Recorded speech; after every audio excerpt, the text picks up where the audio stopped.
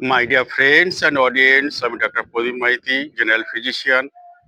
আজ যে বিষয় নিয়ে আলোচনা করছি সেটি হলো চোখের রোগ কনজাংটিভাইটিস। এই কনজাংটিভাইটিস হলে চোখ লাল হয়, চোখ পিছুটি পড়ে, চোখ ফুলে যেতে পারে, রৌদ্রে বেরোলে মানুষের অস্বস্তি বোধ হতে পারে। যে কোনো বয়সের এই রোগটি হতে পারে। এটি একটি ভাইরাস ঘটিত রোগ। আপনারা রৌদ্রে বেরোনোর সময় কালো চশমা ব্যবহার করতে পারেন, বা আপনাদের হাত সাবান দিয়ে ভালো করে দিনে 3 থেকে 4 বার ওয়াশ করবেন। এবং বাজারে প্রচলিত বহু প্রকারের অ্যান্টিবায়োটিক ড্রপ রয়েছে। Gentamicin drop, ciprofloxacin drop, moxifloxacin drop. 1 ফোঁটা করে ড্রপ আপনারা 4 বার ব্যবহার করতে পারেন, অথবা ডাক্তারবাবুর পরামর্শ মতো গ্রহণ করতে পারেন। এবং যারা অফিস আদালতে কাজ করেন, যারা বিদ্যালয়ে যান, তারা 5 থেকে 7 দিনের ছুটি নিতে পারেন।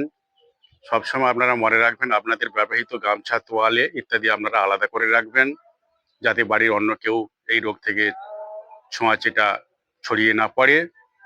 সর্বোপরি আপনারা সাবলীলভাবে প্রোটিন ডায়েট থাকবেন, জল বেশি করে খাবেন, এবং প্রয়োজনে ডাক্তারবাবুর পরামর্শ মতো অ্যান্টিবায়োটিক ঔষধ গ্রহণ করতে পারেন। এবং চোখের যে ড্রপগুলি আপনারা ব্যবহার করবেন, দিনে 4 বার, 1 ফোঁটা করে দিনে 4 বার ব্যবহার করবেন।